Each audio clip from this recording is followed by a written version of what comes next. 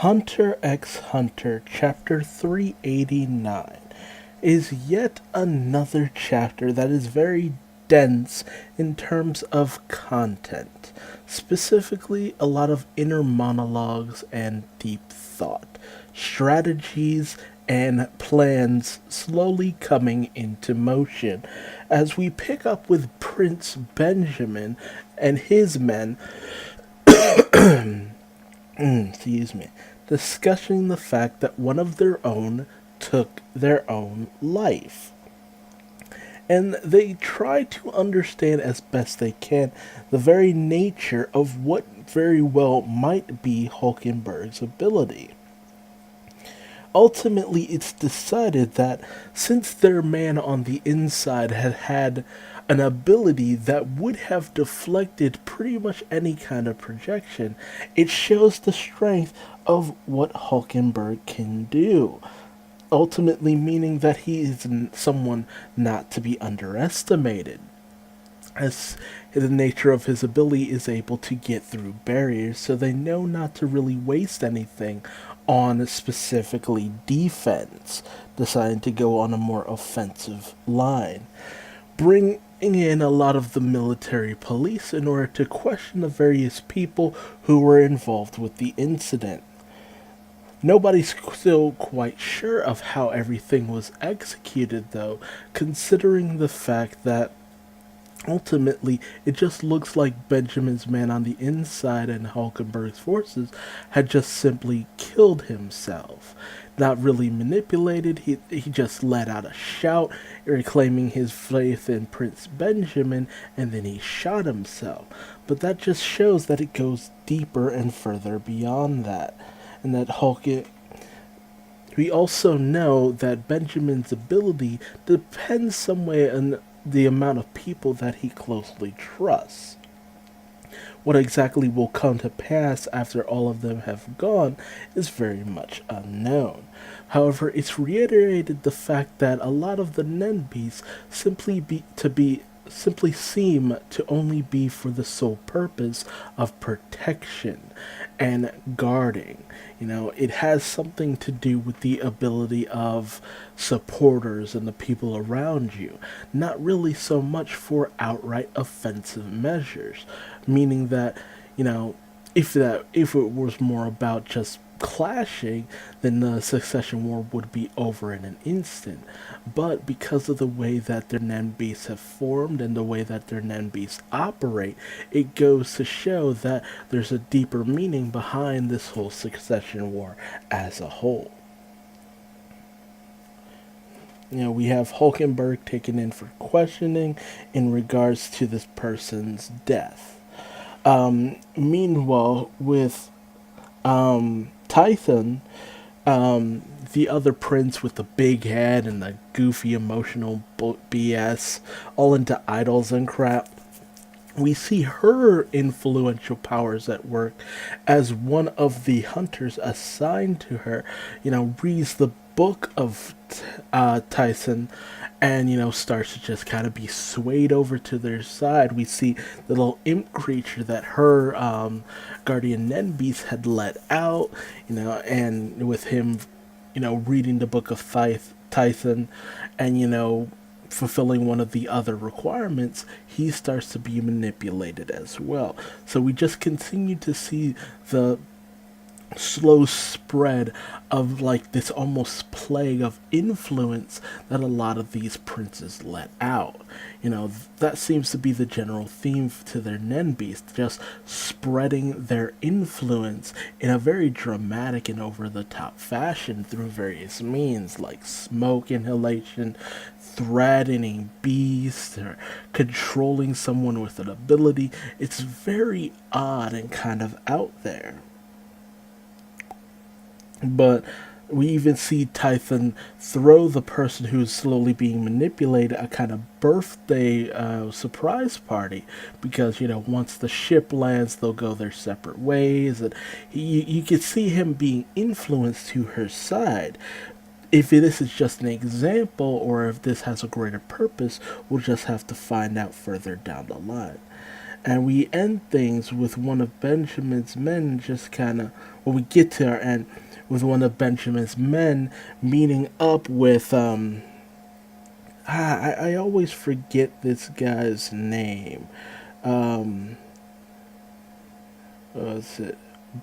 Uh, the other dude from, the York New Arc with the mustache and the pompadour and stuff like that, you know, and he tries to pass along some of this information to be like, hey, be on the lookout for this specifically, you know, that way you might be able to avoid it and, all this stuff. But the dude completely doesn't believe him. It's just like, why would I believe you? Obviously there's something deeper going on here. Basho, I think is his name.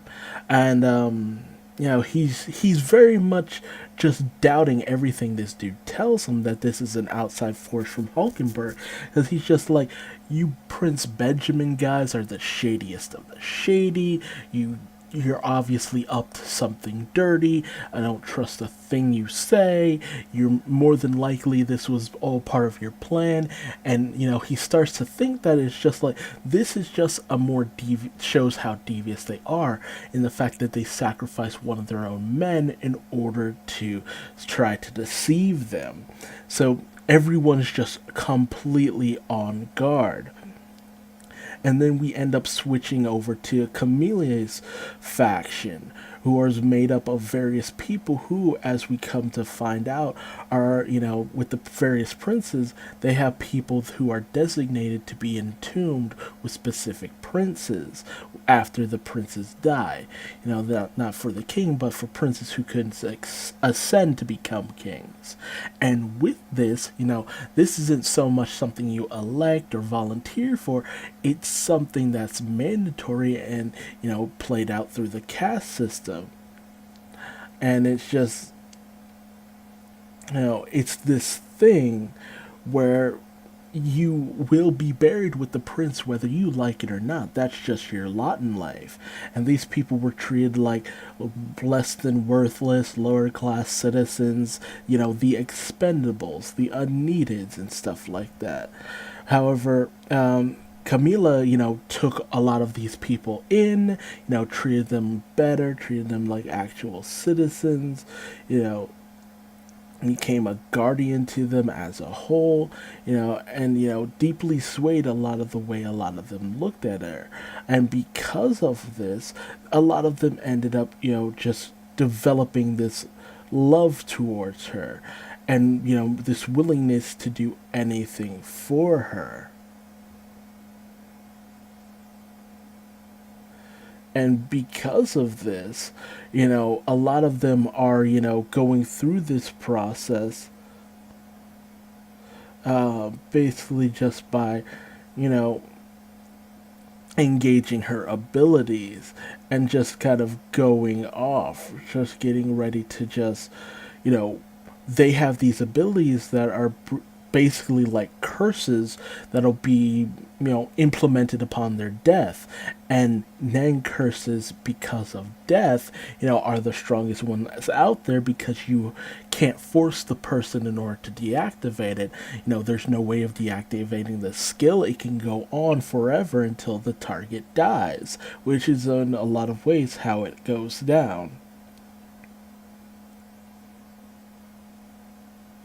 And it's a very interesting ability, and all of them have this specific ability, like this curse ability that just grapples onto their prey until the time of their death, which is a very interesting ability for the followers of Camilla, considering her ability, Cat's name, or the cat who lived a million times, is an ability that only activates when Camilla is killed. So it's just like this suicide Nenbeast, and it's just this huge cat being that appears behind the killer, squishes them in their paws, exacts their life force, and just kind of transfers everything about that person into resurrecting Camilla. And it's just this weird energy. And that's just Camilla's Nen beast. Her guardian spirit beast, we have no real idea of how it really works. But it's able to take like control of people once certain conditions are met. Once again, it's just like that situation where the guardian spirit beasts don't attack, but they have the ability to just kind of manipulate others and expand the influence of the prince. But then we have the Nenbis who are dangerous because of a completely separate reason. And that's what makes them so OP, because it's like you have this ability that influences and creates allies and destroys your enemies, which is just insane. And, I haven't talked too much about Camilla because she hasn't really been too involved ever since her brush with death and one of Benjamin's men.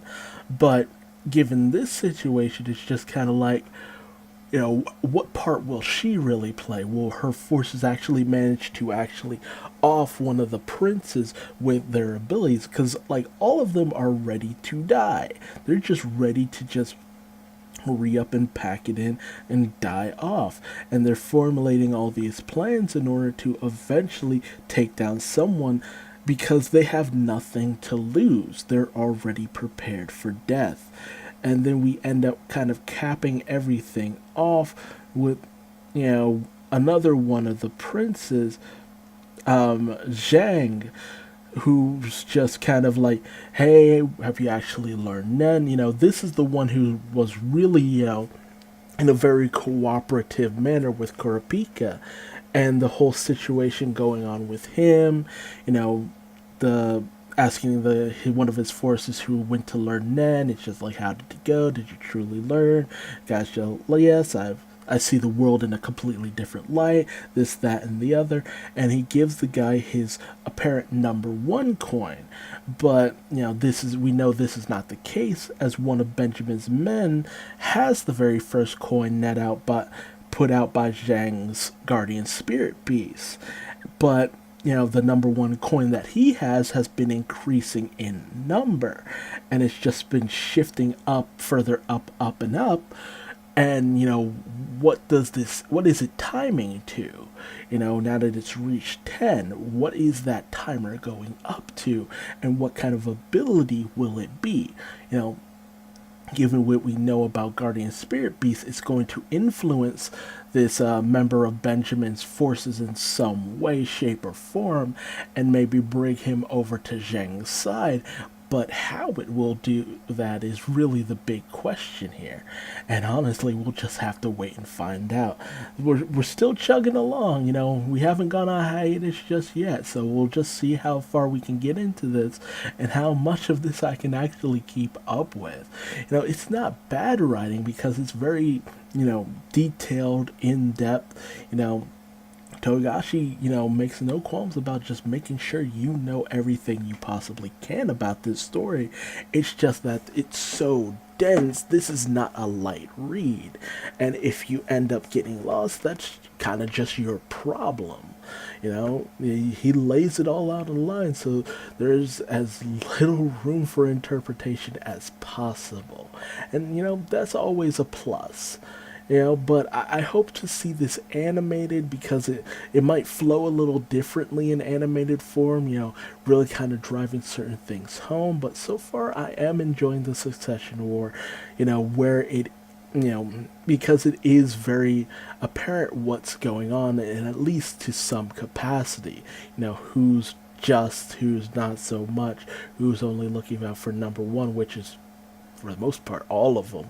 But you're getting a feel for a lot of these princes, and it's very obvious that it's going to shape a certain part of the world that'll have a high influence later down the line. But tell me your thoughts in the comment section below. Who do you think will end up gaining the upper hand? Camilla and her forces, Benjamin and his forces, Zhang and his ongoing plot.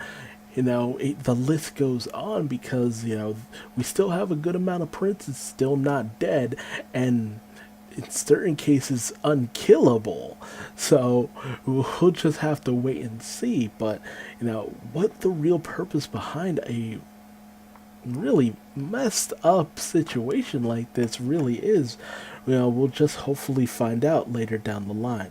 But if you liked what I had to say here, leave me a like, and if you didn't like what I had to say here, leave me a dislike, and maybe tell me what I'm doing wrong in the comment section below, and subscribe for more chapter reviews of Hunter x Hunter. Thank you for joining me.